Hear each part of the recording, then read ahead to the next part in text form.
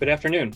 My name is Mark Pearson. I'm a professor of architecture here at College of DuPage, and I would like to welcome you all to our second fall semester event in our 2021-2022 Visiting Artist Series here at College of DuPage. This series is a collaboration between the Cleve Carney Museum of Art and the Departments of Art, Architecture, and Photography at COD. I would like to thank our multimedia department for making this virtual lecture series possible. It is my pleasure to welcome and introduce today's speakers. Jennifer Newsom and Tom Carruthers are architects, artists, and principals of Dream the Combine. Their work is often site-specific installations in public spaces that critique what we take for granted. They describe their work as perceptual frameworks for vision and movement that complicate the relationships between body, space, image, and environment. Their work explores metaphor, perceptual uncertainties, and the boundary between real and illusory space. They have produced numerous site-specific installations in the US and Canada. They are recent winners of the Miller Prize in Columbus, Indiana, and the 2018 Young Architects Program at MoMA PS1 in New York. Jennifer and Tom are both graduates of the Yale School of Architecture. They have exhibited and been published widely for their accomplishments. And I'm so excited for our students to be able to encounter the work of Dream the Combine. Jennifer and Tom, welcome virtually to College of DuPage. Thanks so much, Mark. We're really excited to be here. Really appreciate the invitation to speak with you this afternoon. So I'm just gonna share my screen here. I just want to jump in and say thank you to DuPage also as an entity that's inviting us, and we really do appreciate it. So Dream the Combine is the name of our practice. We were searching for something outside perhaps of the kind of syntactic confines of language or the blandness of Newsom plus Carruthers architects. One morning while we were staying at a friend's house in upstate New York, we asked our then 20-month-old son what he had dreamt about the night before. And yes, he was referring to a combine harvester scene at the farm across the road. The name stuck due to its strangeness, persisting in our memories for 6 months as we moved to New York, from New York to Minneapolis with the goal of starting our own practice.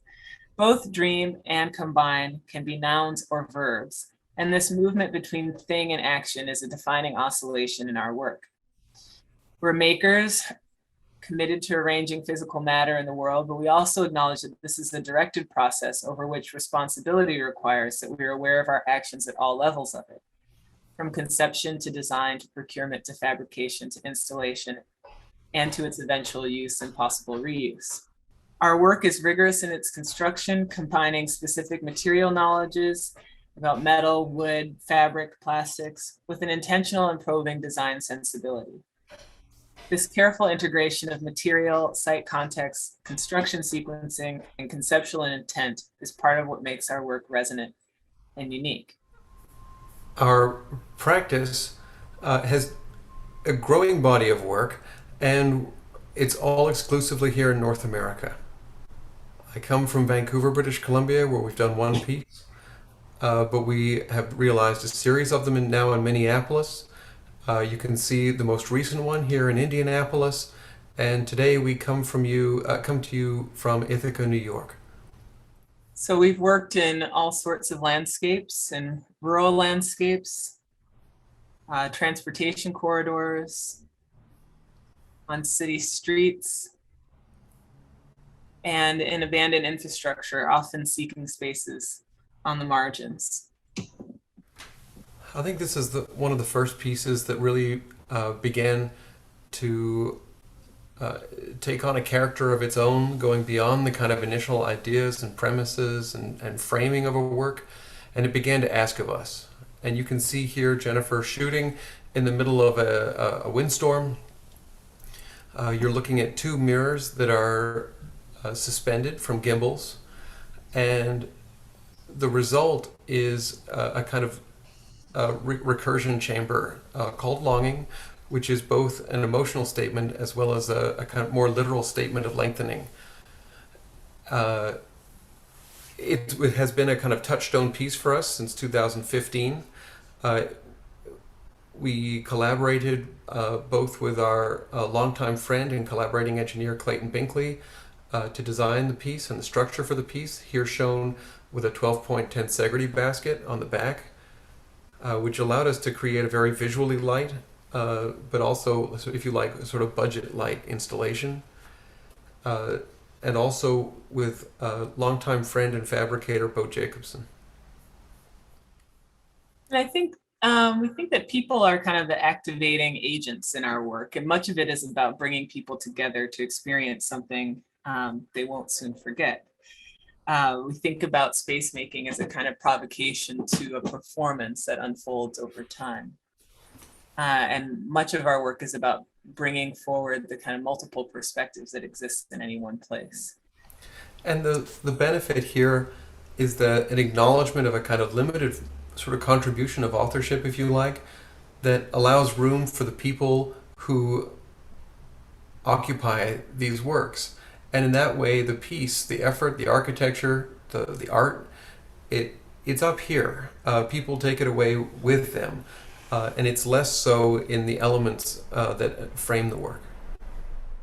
So this afternoon, we're going to walk through 3 projects, the last one of which just opened about a month ago. So, so it'll be the first time we're kind of talking about it publicly now that it's complete. But the first of these is actually the project that is on the screen here, called Hide and Seek. And this was an invited competition that we had the pleasure, I guess it was a pleasure. It was a pretty hard project to execute, but the pleasure of winning this invited competition, the Young Architects program at MoMA PS1. And so we kind of started here with people, with art, and with public space. And these are a few slides from an artwork by Lorraine O'Grady, a artist who we have so much admiration for. And this piece of hers is called Art Is, and it was made in response to a friend who told her that conceptual art didn't care about Black people. And so there was a kind of way in which through this work, she's talking about notions of care, of conserving, of preserving, of tending. And what also struck us about this work is the way in which she's sort of challenging the kind of border of this historicizing gaze, challenging the kind of guilt boundary as a sort of container for art history, and challenging who gets to be inside of that frame. And very complexly, she's adding frames to a space that is already filled with them. And I think that was a really crucial compositional technique that in a way invited us in to this particular piece. You can see the complexity of the emotions, the sort of multiple emotions in certain faces, even as we're looking at not just the gilt frame as a border, but the police line and the property lines and the zoning lines. And so there's a real depth here to rethinking an idea about border in public space. And thinking about how, we bring our own sort of personal agency to these contexts, right? The kind of direct address that's shown in this photograph in particular, and the ways in which we, even as we're sort of confronted by these various edges and borders and outlines, we continually cross them through our own sort of agentic capacity. So combining Lorraine's work with this quote from Fred Moten, and the trick, of course, is this refusal of border under the constraint of border's constant imposition, became a kind of,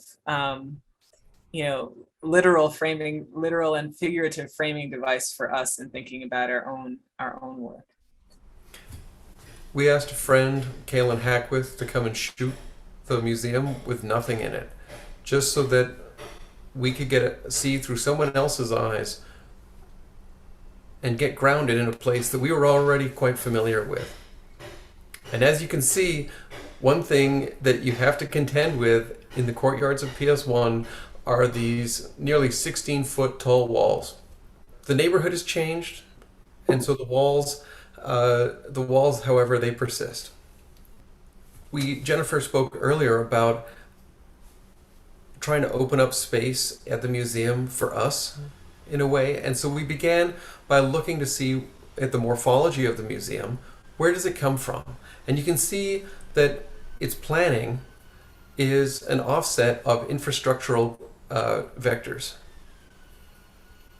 In particular, because it's based in Queens, we're thinking of Gordon Matta Clark's Fake Estates project, which you can see here, a collection of urban planning fragments that he collected towards the end of his life, and never really formally realized as a formal project, but nonetheless a pretty resonant effort, and one that we used to kind of gently deprivilege the space and open up a new reading for us for the space as really 4 distinct courtyards that we could then begin to propose occupying. So while longing, that piece that we showed the short video of earlier was a kind of replication of a singular fragment into kind of infinite reflection. Here, the proposal was to kind of map multiple instances of that project on top of each other as a way to sort of expansively push through the walls of the courtyard and transgress the physical boundaries of that space with visual means. So the provocation here, we're looking to create occupiable spaces that are structured as invitations. Again, we're thinking about Robin Bernstein's work and her article Dances with Things. And we're using those occupiable spaces and bracketing them with mirrors to create these roving and searching reflective spaces that provocatively appear to shish kebab the masonry volumes of the museum. So these were little models that we had printed out for the competition presentation. So kind of showing various instances of how these mirrors might be seen to kind of pierce through the walls of the institution. And this was also a 1/4-inch physical model that we made. And so we're kind of showing you these artifacts of the competition phase. Maybe it was our naive conceit, like, oh, if we showed them we can make a really nice model, they'll let us make it, 96 times bigger, 48 times bigger. But the model also became a kind of tool, again, to sort of further reinforce the conceptual idea of these void spaces kind of passing through the walls of the museum. So you can see that there are these certain moments where the walls of the model actually come apart and come off, and you can peer through. One of the joys on this project is that we struggled to find scaled people that felt like people who live in New York. Like when you go to PS1 on a good day, this sidewalk that you see on the left-hand side of the model, it's a fashion parade. People show up at PS1, and so we couldn't just have these relatively staid scale figures that we see in so many architectural models. So we actually 3D printed individuals, in many cases modeled on people in the jury deciding the project, and other folks, memories, friends, to populate the courtyard with people who are individually dressed, if you like. And so we're going to show a few kind of images of this is a very long lead-in before we show actual pictures of the sort of finished project. But I think it's important to kind of understand all of the effort and coordination and labor that goes into actually realizing the work. So just to show a little bit about our working process, we were fortunate enough to get a kind of LiDAR scan of the courtyard, from which we made a really detailed rhino model. So because of the speed, a lot of the details were hand drawn, sending things back and forth to each other. And then there are the kind of very real physical realities of actually installing this thing on a pretty tight space. And it was that LiDAR scan that allowed us to fabricate, make a rhino model that was detailed down to the 16th of an inch, and to then prefabricate things in Minneapolis and deliver them to the courtyards of PS1 and have it land with incredible accuracy and precision. We were, I will say, and continue to be invested in defining the labor that contributes to these efforts, and having our efforts be informed by the kinds of labor that are here. So we were very fortunate to work with a welder fabricator and educator, Seven Bailey, who at the time was in charge of Dunwoody's welding program, and referred us to a number of female welders, and I guess I can say welders of color as well, who were fresh out of welding school, and were able to weld up to the standards of the American Welding Society in a public museum in New York as their first project out of school. Yeah, so I think, thinking about the project also as a kind of tool for exchange of knowledge. So we had kind of older millwrights working in concert with much younger ones or much less experienced ones, as a kind of knowledge exchange loop also as part of the project. So these 9 volumes span the entirety of this kind of 18,000 square foot outdoor courtyard space. So you can see here the ways in which one bar might start in one courtyard, traverse into another, and then yet another and another. And we thought about how there was kind of these gestures towards programmatic use, but really they were just that, just gestures. And there was a real flexibility in terms of how people use these various platforms and reimagine the space themselves. Speaking sectionally, the project, and I know we're looking at a plan, the project is conceived as a 2-story system with an upper and a lower story. It's separated by a veil. The lower story is occupiable. The upper story is reflective. The upper story is also the source of clouds, these kind of, if you like sort of molecular releases of water that became a kind of programmatic reset over the course of the day. And you'll see in a later video what that looked like. But when I say that the upper story is reflective, we created a kind of horizontal system of periscopes that from outside the courtyards, you could see over these 16-foot tall walls into the activity of the courtyards within without having to pay. So just to kind of walk through the plan a little bit, the one marked A is kind of this long platform that was sort of mimicking that runway space that's sort of at the top edge of the screen, where people would walk from one edge of the courtyard to the other as they entered into the museum. So space A became another sort of platform or stage. When there were musical performances in the courtyard, people would dance up there.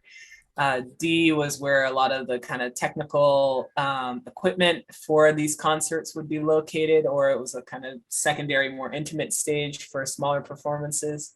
Space C was a little seat that was in the kind of tiniest baby courtyard. And B was maybe my most favorite part of the installation. Actually, it was a kind of 18-foot wide by 27-foot long gigantic hammock. So here's that hammock space, and also you can see how these kind of reflections extend infinitely into the distance. This is looking from that side courtyard with the hammock back towards the entry.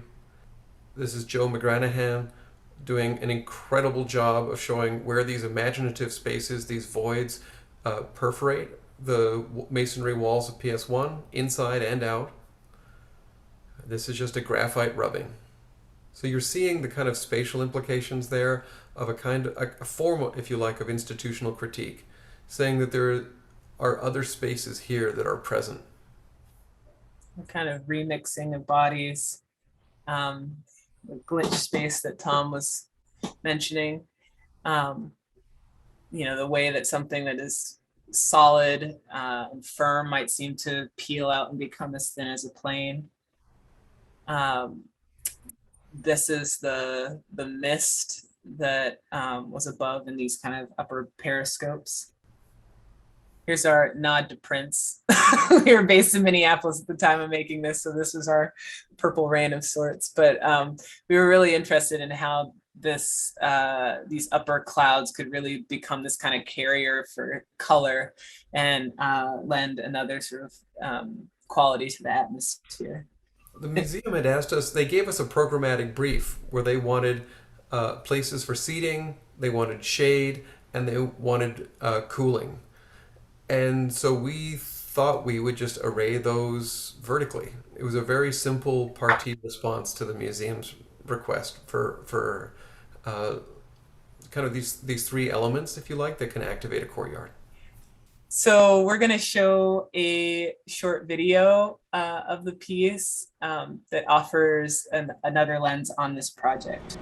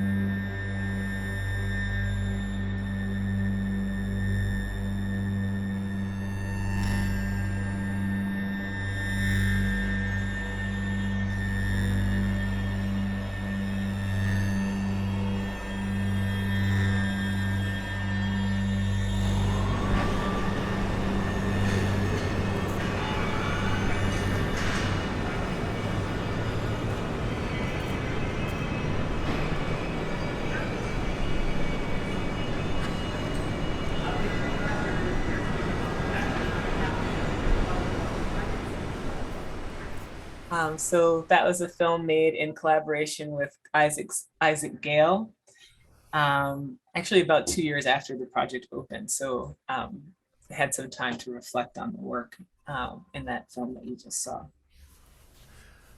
So the next project we'd like to talk about, in a way, also builds off of the past work, whereas Hide and Seek and Longing kind of created this imaginative, illusory space within the depth of the image, within the kind of planar surface of the mirror. Here we were really interested in trying to physically build that kind of torsional flexing form that you'd see in the mirrored reflection. So this is a kind of image that you can step into. The gallery, the site, is in Seattle. It's called Mad Art. The mission of the gallery is to engage engage publics, especially showing the realization and the work that goes into creating a public work of art. One of our early responses was to look at the gallery's mission statement and say, okay, there is a commitment to engagement here, to public engagement. How do we best do that in this place? So we proposed to them that in the fall, for 3 months, they would hold their doors open for as long as we could every day. So Jennifer and I introduced a wry false front to this gallery, gently deprivileging it, if you like, because there is so much construction going on in Seattle. This was actually the last of the blue debris netting that we could get. But what was really interesting is that it created a perceptual blind spot. We would ask people to come and meet us at MadArt. Come to the gallery, and we'll walk you through. People couldn't find this thing even using Google Maps. They'd see the blue debris netting and assume that this building, was about to be demolished. And so it was just really compelling to create, if you like, a kind of urban blind spot that nonetheless was an invitation and an extension of public space in this place. And so, at a sort of more intimate, close-up level of engagement, it also was a kind of provocation, right? Piqued people's curiosity. This gallery is actually located in a part of Seattle where there's, it's near a lot of offices. And so most people who are walking on the street here are engaging in their kind of everyday routines, right? Going to and from work, to and from the bus, to their vehicle, what have you. So also we were interested in what are the ways in which we might start to capture their attention at the level of the sidewalk. And there's a French surrealist tradition here of the détournement. I mean, we think of the Duchamp's urinal and it's being turned off of its perhaps expected location on the wall or expected orientation. And so just seeing people's heads turn, in some cases provoking them in a kind of dérive, to pull them off of their particular routine, their well-worn path, challenge their muscle memory and engage them in a new experience. We were interested in how this gallery space had a kind of latent circulatory system inside of it. We put this blue debris netting on the outside, again, to kind of imply that the front face of the gallery is sort of a screen. It's a backdrop, but it's something that you can actually step into. It has a kind of perspectival depth to it. And we were building off of precedents in architecture, such as Teatro Olimpico, where there's a kind of perspectival stage set that extends behind the cine fronts of the theater.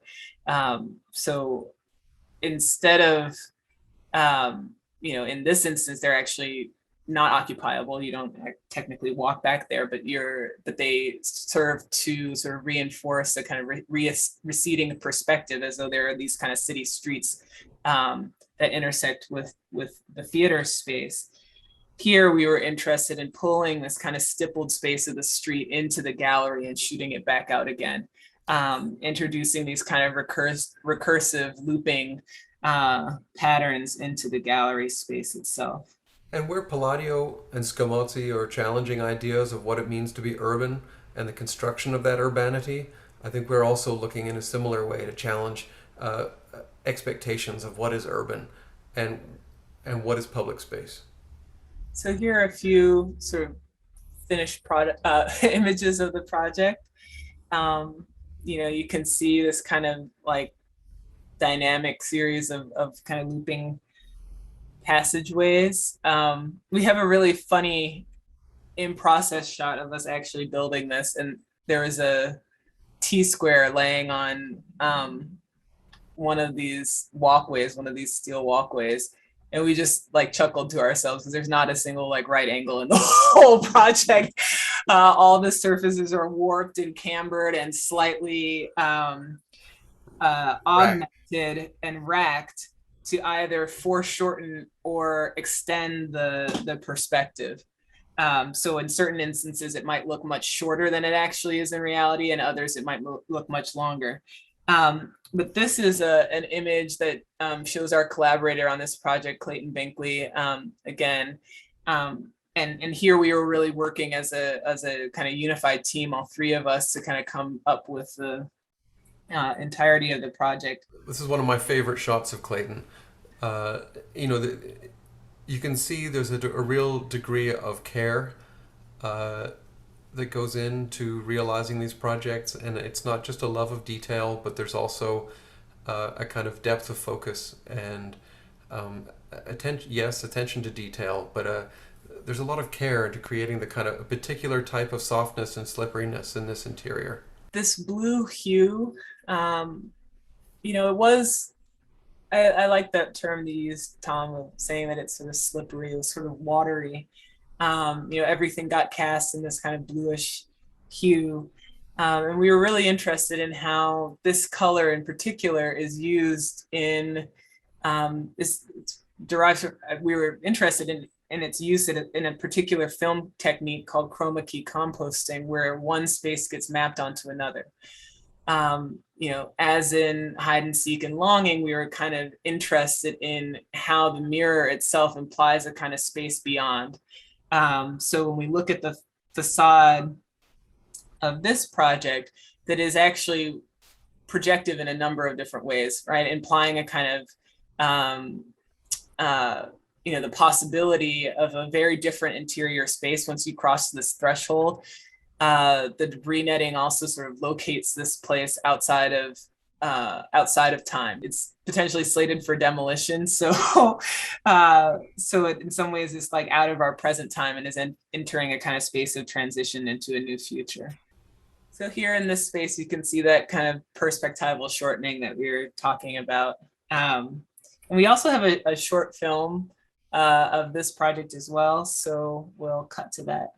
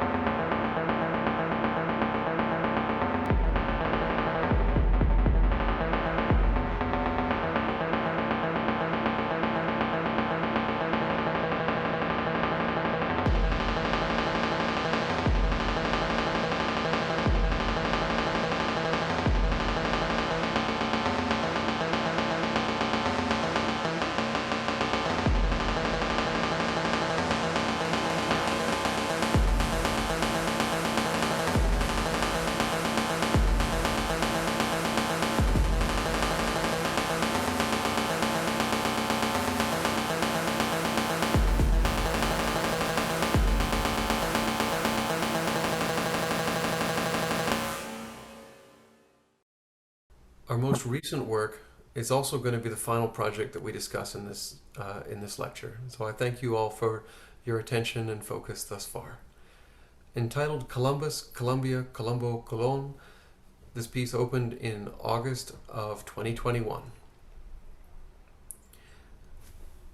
And as you've seen, we've done work in a museum. We've shown you work from a museum in Queens, New York. We've shown you work from a gallery in Seattle, Washington.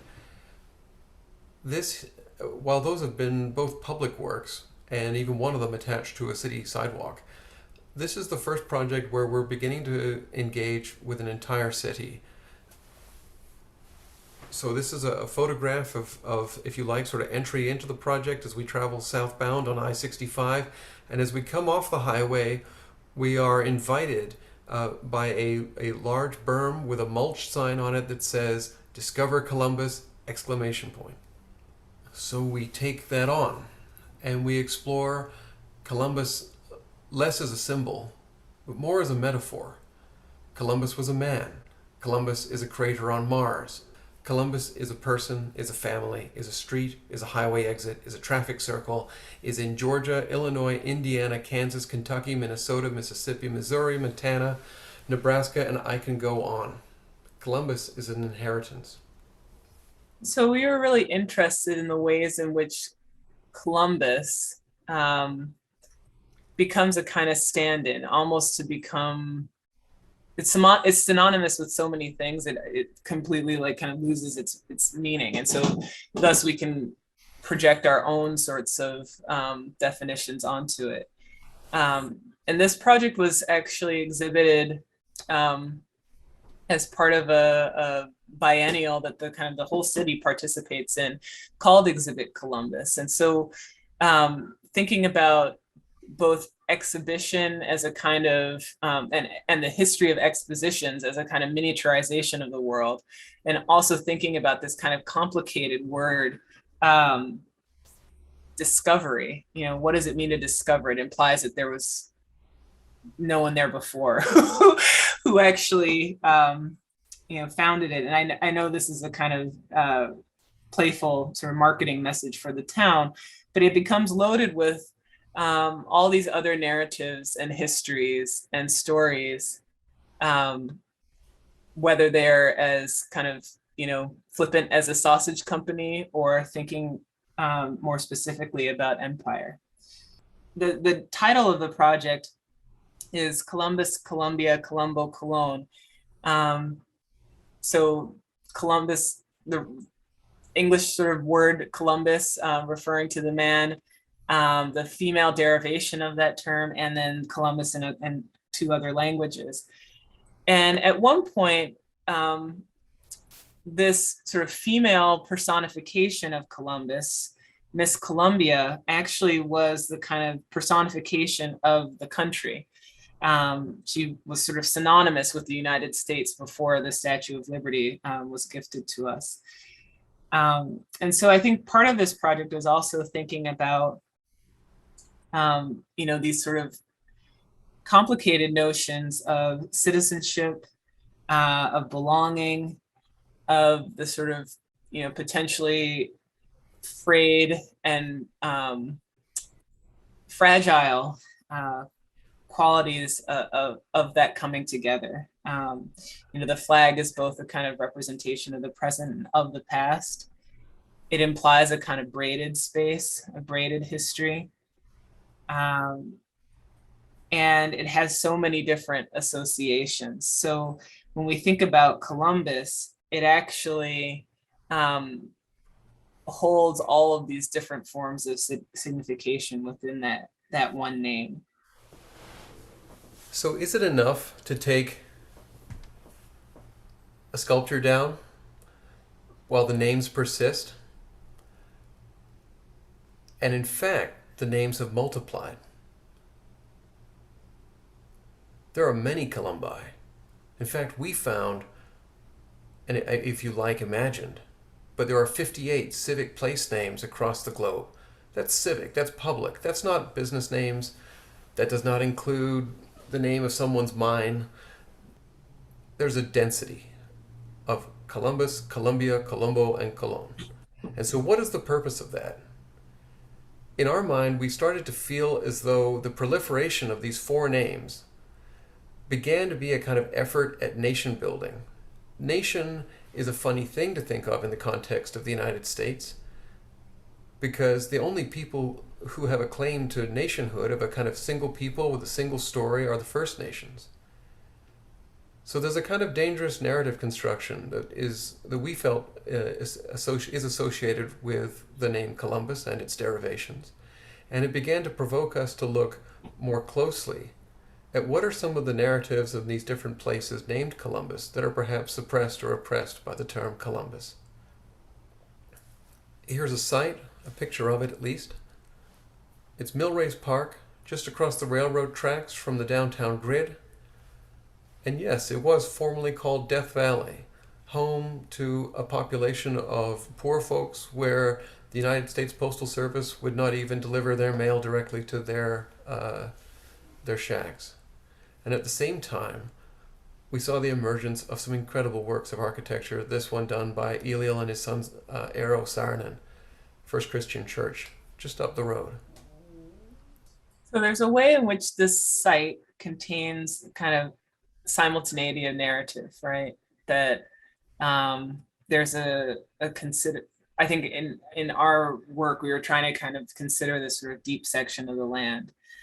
You know, it is both a kind of parceling of territory and a sort of overlay of narratives, of stories, of myth making on top of it, so that you can have these two building types separated by a 10-minute walk from each other. And our site in Millrace Park, the actual physical site in which we installed the installation, was the fill from a lake that was put in a different portion of the park. So there's also a way in which the actual land in which our installation was mounted is a kind of overturning, or is a kind of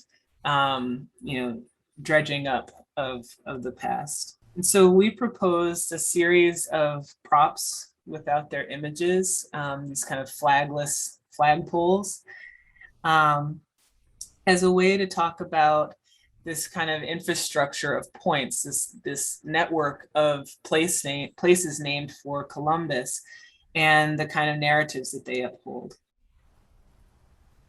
And on each pole, spiraling the shaft of the pole, was a kind of, I don't know if I'd say, maybe we can say a counter narrative, but specific kind of research-based texts that were particular to that Columbus location. There's a kind of distribution of points that actually corresponds to a Mercator projection, which is the type of map that was used in the age of exploration. So somehow we had to get from a sphere to a flat surface. So we used that way to kind of project the geometry. And then each one of these points represents a specific place name. So it is a kind of map that you move through. And, we were interested in how movement around these points and through them might feel, and as you kind of read this text that spiraled on each one of these poles, might feel like a kind of dizzying launch, a kind of trajectory through time and space. And as Tom mentioned, that has a lot to do with Columbus too. So here are some kind of images of the project. So you can see that these vertical elements kind of pick up on the language of other infrastructural pieces in this landscape. So whether it's the actual flagpole, the lamppost, even the kind of verticality of the tree trunk also gets sort of implicated in this system.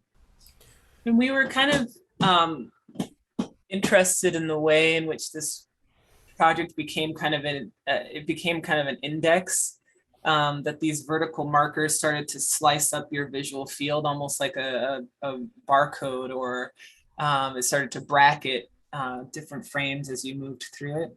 And so in that way, the whole project is like a montage. It's a sort of continuous intercutting and recutting. As you move through the project, there are different frames of view. And so some of the texts that are on these poles, they tell a variety of different stories. The Doctrine of Discovery is one, and that's actually located on the pole that is in Genoa, Italy, the birthplace of Columbus. But the Doctrine of Discovery is really the thing that began, sort of Western expansion of empire, both from the European powers of the Spanish and the Portuguese. And then it was also, later used as a kind of prop for manifest destiny as settlers expanded across North America. It props up our notions of property, right? That you can make a kind of territorial claim and take it for your own. And at the same time that you're navigating this system, right? Like you're moving through this propagation of points that emanated from this doctrine and the sentiments that fueled the extraction from the land, the expropriation of this land from indigenous nations, and the exploitation of labor that happened in the quote unquote New World. There are these other stories, right? There's the kind of hyper local reality of existing in a specific place. So this project both speaks to the global, tying it Columbus, Indiana into this larger web, but also to the hyper specific, right? That this is a community, this is a place where people live. Even just the act of realizing this project relied on the generosity of so many kind of incredible people in this place. And so, we have to kind of contend with that duality, right? That we, that the way it is in which we got here were violent and were problematic in a lot of different ways. But then we also can make certain choices in our day-to-day actions that maybe work counter to those, to that sort of meta narrative. So some of the things that are written on these polls talk about Columbus Junction, Iowa. We have a quote from a paper written by Christina Ortiz where she's talking about a specific town, Columbus Junction in Iowa, where there's incredible diversity in that community of immigrants from all around the world. And so her text speaks to, what it means to be Iowan is to engage in all of that, to have the cultural tradition where you're eating pupusas, to, sit down with to be together with your family and extended community in prayer. That there's a kind of overlap and melange of all of these kind of cultural expressions happening and showing up in these places that maybe were named ignominiously, but start to form a kind of community in their local context. And so there are all of these like very specific stories that are kind of bound up within this installation. And so part of navigating this and moving through is kind of engaging with and piecing together your own narrative as you go through this landscape. This view here that we've stopped on is a meaningful one. You can see this gentle mound that on the other side, if you like, encircles the auditorium in Millrace Park. And although it's a little hard to tell, there's an arc here that we're all pretty familiar with, and that is the arc of the eastern seaboard of the United States.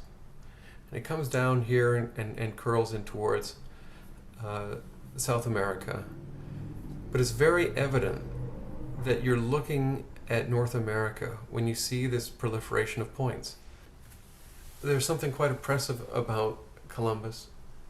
And yet, to return to what Jennifer was saying, there's also something incredibly generous about Columbus.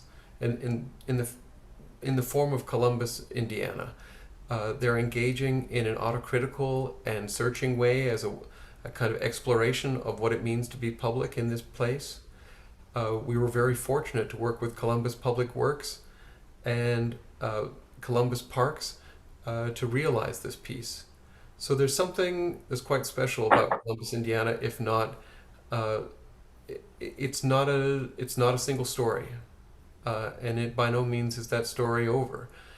So I just want to say thank you to everyone, because I understand that our lecture, however, is winding up, and I appreciate all of your time and the generosity of your attention. Thank you for sharing your work with us today. It's fantastic. We have a few questions that students sent in that I'd like to hear your thoughts about. And some of the questions the students sent were about process. I love the fact that your website features an entire section devoted to the process of making things. And I'm curious if you could talk a little bit more about how making things is a key element to your creative practice. There's a lot of different types of intelligence. We all come to design things in particular ways. For my part, I like to throw out hallucinations and see what lands or sticks. Jennifer professes a much more deliberative and kind of sequential effort. Not to, lock that down in any way. But we don't describe, however, as a design build practice. On the other hand, my background before getting into architecture is sculpture, and specifically large-scale sculpture, both for others and for myself. So, conceiving a project over time and having some of that time involve like working at the scale of your own body, or working with materials that are kind of social geometries unto themselves. Like, in order to get something formed or cut, you have to know the right person, and sometimes be able to like sweet talk them into doing it sooner rather than later. We're all familiar with having deadlines, so we love to scribble, but I think we also love to carry and to connect, and sometimes it just feels right. Was your question more specifically talking about like how we actually make things or how we design them, or sorry? I think for me, the appeal is that the creative process includes the making. And I guess the making of things and how that leads to, the final realized installation, and the importance of that.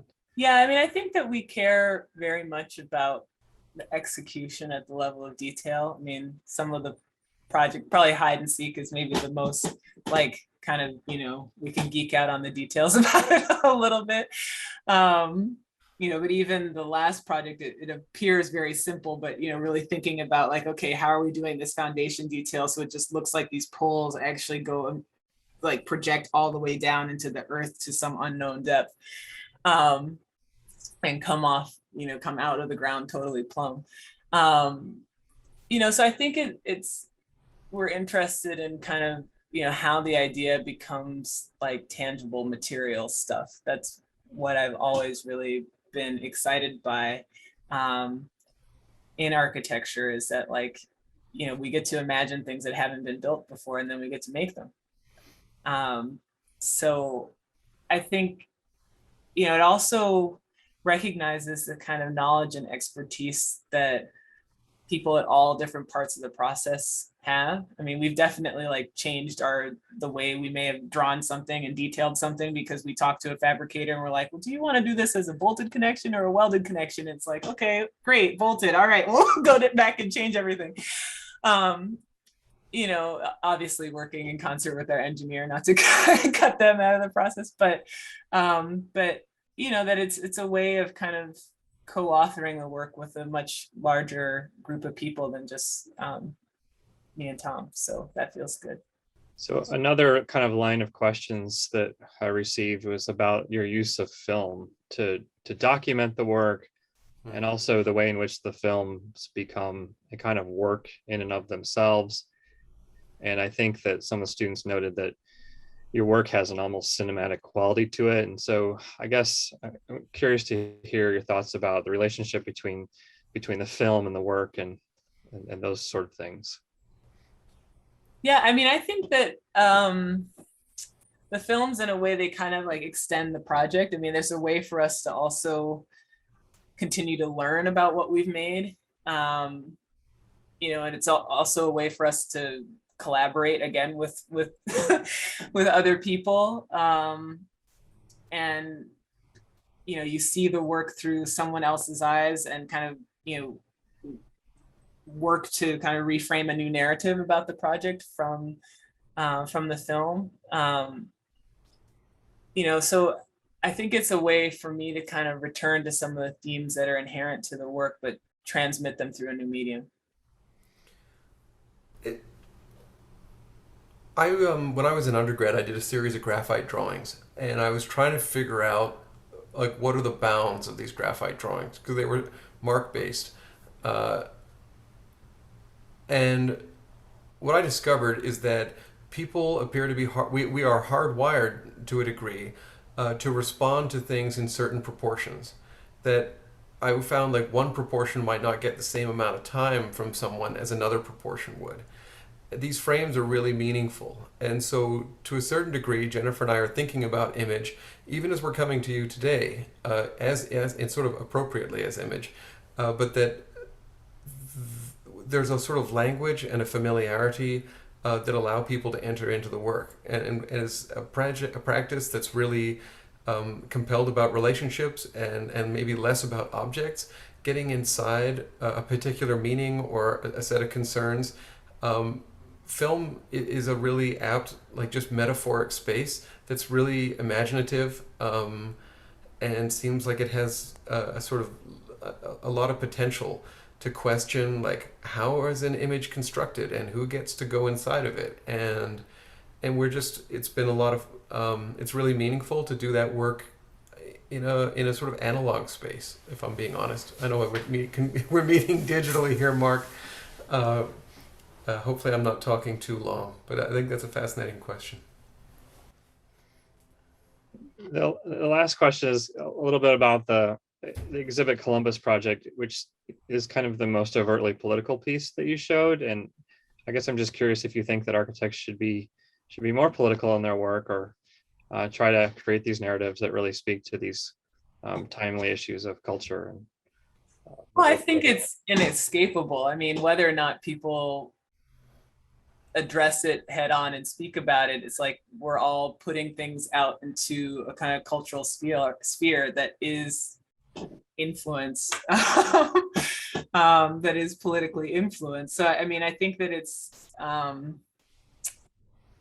even just to say, oh well, I'm just making a residential project for someone and it doesn't really like have any connection to anything.